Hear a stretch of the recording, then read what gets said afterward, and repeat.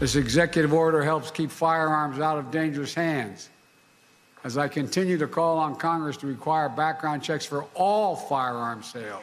In the meantime, my executive order directs my Attorney General to take every lawful action possible to move us as close as we can to universal background checks without new legislation. President Biden signing a new executive order calling for more background checks to buy guns and promote more secure firearms storage, among other things. Our next guest is threatening to file a lawsuit if the federal government's implementation of this executive order violates Americans' rights. That's Austin Knudsen. He's Montana's Attorney General. Joins us live on National Report. AG, good to see you. Thank you for coming on. Basic question, this EO signed by the president, what do you make of it? It's a lot of blue sky, Sean. There's a lot of platitudes in here. There's a lot of fairy dust and rainbows. If anyone knows how to make legislation and pass law, it's this president. He's been in the Senate for decades. He knows what he's got the support to do, and he knows what he doesn't have the support to do. So there's a lot of things in this executive order that really are nothing burgers, but there are some things in here that are quite concerning. What are those things that do concern you when, in terms of the potential or the thought of even bringing a lawsuit against this administration when it comes to this executive order? What concerns you to go that far? Well, there's a couple things in here, and it's worded pretty carefully, but there's a number of things. Number one, he wants to expand red flag laws. Those are very dangerous and very concerning just from a constitutional legal standpoint. You're depriving citizens of their property without due process. That's why you've seen a lot of states stand up and actually ban red flag laws. That's problem number one. Number two, he's talking about colluding with the shipping companies.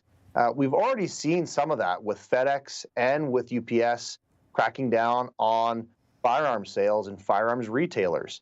These are very highly regulated businesses, and you're making life even harder for them, but you're making it easier to steal firearms through the mail, number one. Number two, they're going to be tracking firearm purchases through FedEx and through UPS and through shippers. That's very, very concerning stuff right there, Sean. Some of the statistics, if you look at it, and we'll show you this from the Gun Violence Archive, the United States saw more than 20,000 gun deaths in 2022. If you look back in 2021, it's a slight downtick, if you will. But bottom line here, what needs to be done? Obviously, one gun death is too many, right? What would you say needs to be done to perhaps curb gun violence? I think you expand concealed carry. We see that in states that expand and ease restrictions for lawful citizens to carry a firearm and defend themselves, we see crime rates go down. This is not long division. The gun control lobby hates that statistic. They hate that fact. But when you look at the states that have the most draconian, harsh gun control regimes, you see the highest gun violence. That's just a fact. So we can talk about universal background checks. We can talk about more control. We can talk about the federal government buying up more of the civilian supply, because that's also implied in this executive order. But at the end of the day, you've got over 400 million legal firearms in circulation in the United States.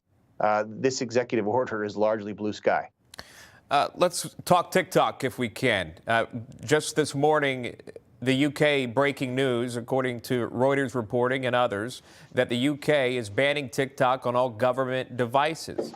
I'll show you this headline. Going to your state, Montana business owners saying they're concerned by possible TikTok ban in the state. TikTok releasing this statement regarding this Montana bill, writing, quote, "We hope that if Montana officials learn about the real TikTok, the TikTok that supports Montana's small businesses, helps Montanans learn, share, and connect, and brings joy to billion-strong community worldwide, they might change their minds," unquote.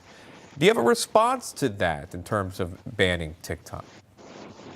Well, we've seen the real TikTok here in Montana. We've seen their lobby machine go to work. But look, this is the Chinese Communist Party, and they're buying lobbyists here in Montana to fight this legislation because it's got a good head of steam on it. When you look into what the Chinese Communist Party does with TikTok, there is no value there for Montanans. There's no value for Americans.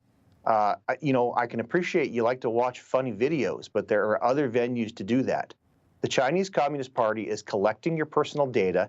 They're monitoring you. They're tracking you. They're trying to figure out what sensitive information they can gather from an intelligence standpoint just from looking at your pictures. You look right in their privacy settings, they tell you what they're doing. There's no strategic value to having TikTok in America. In fact, they're a strategic threat to our country. All right, we'll leave it right there. Montana Attorney General Austin Knudsen joining us live. AG, thank you. Good to see you. You bet. Thanks for having me.